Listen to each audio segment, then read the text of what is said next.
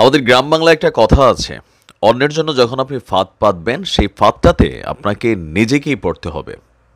কখনো কি শেখ হাসিনা ভেবেছিলেন যে তার জন্য তার হাতে তৈরি করা তার সেই ট্রাইব্যুনালই আজকের দিনে তার গলার কাটা হয়ে দাঁড়াবে?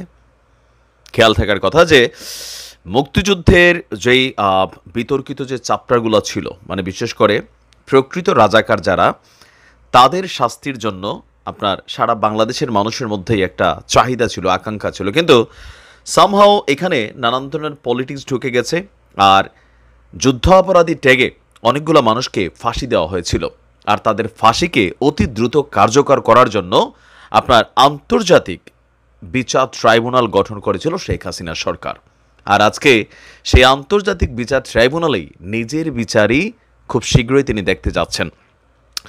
বৈষম্য বিরোধী ছাত্র আন্দোলনের আমরা যদি দেখছি যে মানে এই মুহূর্তে যে পরিবর্তিত সরকার আসছে, সেখানে যিনি আপনার আন্তর্জাতিক অপরাধ ট্রাইব্যুনালের এই মুহূর্তে চিফ প্রসিকিউটর আছেন, ওনার নাম হচ্ছে আপনার অ্যাডভোকেট তাজুল ইসলাম।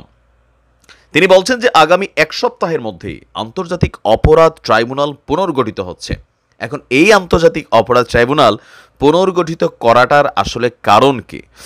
কারণ হচ্ছে যে আপনার এখানে যে গণহত্যা হয়েছে এই বৈষম্যবিরোধী ছাত্র আন্দোলনকে কেন্দ্র করে, এই গণহত্যার ব্যাপারে যারা জড়িত, যারাই যেখান থেকে আটক মানে কানেক্টেড, প্রত্যেকের বিচার করা হবে। তাদের ফাঁসিও হতে পারে, যাবজ্জীবন কারাদণ্ড হতে পারে। আপনার এ ব্যাপারে আমাদের যিনি চিফ প্রসিকিউটর আছেন অ্যাডভোকেট তাজুল ইসলাম বলছেন, ছাত্র জনতার আন্দোলনকে ঘিরে জুলাই এবং আগস্টের সংগঠিত গণহত্যার এমন বিচার করা হবে যেন বিশ্বের কেউ প্রশ্ন তুলতে না পারে। চাঞ্চল্যকর হত্যাকাণ্ডের বিচার আগে করা হবে বলেও তিনি জানিয়েছেন। আপনার আন্তর্জাতিক অপরাধ ট্রাইব্যুনালের এক ব্রিফিংয়ে তিনি এই তথ্য দিয়ে বলছেন যে ঢাকার চাঞ্চল্যকর এবং নির্মম হত্যাকাণ্ডগুলোর বিচার আমরা আগে করব।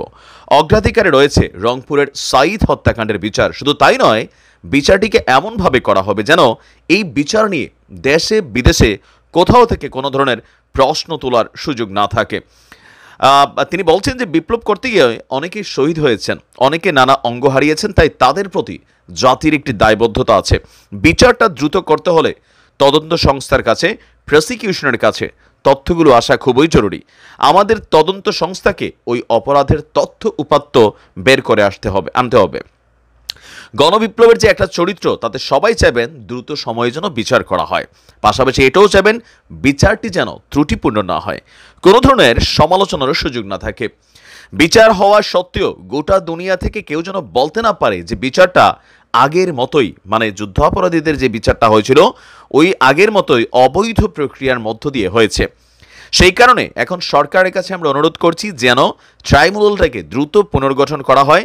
ট্রাইব্যুনালের পুনর্গঠনের কাজ শেষ হলে আপনার দ্রুতই আগাবে, যোগ করছেন চিফ প্রসিকিউটর। তো এখানে এই গণহত্যার আসামিগুলো কারা?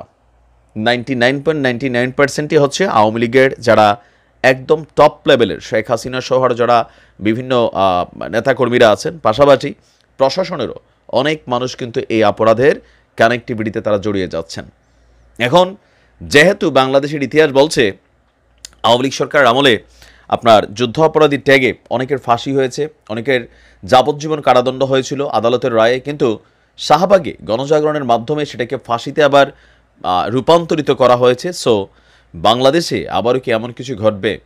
আমাদের এই ট্রাইব্যুনালের মাধ্যমে আসলে কি সম্ভব হবে যে ধরেন আওয়ামী লীগের যারা বড় বড় বাঘা ক্যারেক্টার আছেন বা যাদের সংশ্লিষ্টতা আমরা দেখছি এই ছাত্র জনতা অভ্যুত্থানে পেছন থেকে আপনার এরকম মানে মারাত্মক ভূমিকা রাখছেন, তাদের ফাঁসি দেওয়াটা? যেই নালে উৎপত্তি সেই নালেই কিন্তু আসলে বিনাশ হয়ে যায়, এটাই বাস্তবতা। দেখা যাক কি হয়। ভালো থাকুন।